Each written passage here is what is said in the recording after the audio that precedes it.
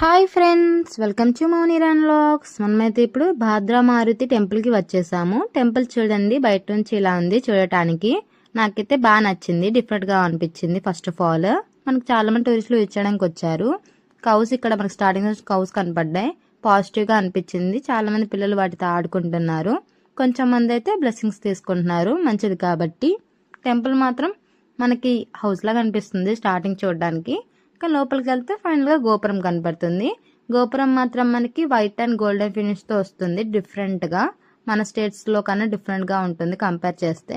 చాలామంది విజిట్ చేయడానికి వచ్చారు అండ్ జాయ్ఫుల్గా కూడా ఉంది, ఎందుకంటే ఎగ్జిబిషన్స్ ఉన్నాయి, చాలా స్టాల్స్ ఉన్నాయి ఇక్కడ. మనకి చిన్నపిల్లలకు కూడా బాగా నచ్చుతుంది టెంపుల్ అండ్ ఫ్రెండ్లీగా ఉంటుంది.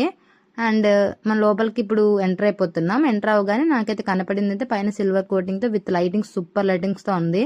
నాకు చాలా నచ్చింది. అండ్ చుట్టూ విండోస్ ఉన్నాయి గ్లాసెస్తో. వైబ్ మాత్రం చాలా బాగుంది. బాయ్స్కి ఒక దగ్గర నుంచి, గర్ల్స్కి ఒక దగ్గర నుంచి ఇక్కడ దర్శనం అనేది మనకి ఉంది. హనుమాన్ మాత్రం ఇక్కడ పడుకొని మనకు దర్శనం ఇస్తారు, చూసారు కదా.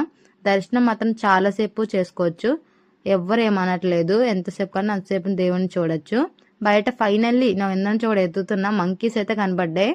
సో హ్యాపీ, వాటి గురించి సర్చ్ చేస్తున్నాను ఎక్కడ ఉంటాయా అని. ఇంకా ఫైనల్గా మనమైతే టెంపుల్ అయిపోయింది విజిటింగ్. సూపర్గా ఉంది. మీరు విజిట్ చేయాలనుకుంటే కుల్హడాబాద్కి రండి, గ్యారంటీగా విజిట్ చేయండి. డిఫరెంట్గా ఉంది హనుమాన్ టెంపుల్ మాత్రం మనకి, ఇది మీకు నచ్చుతుంది.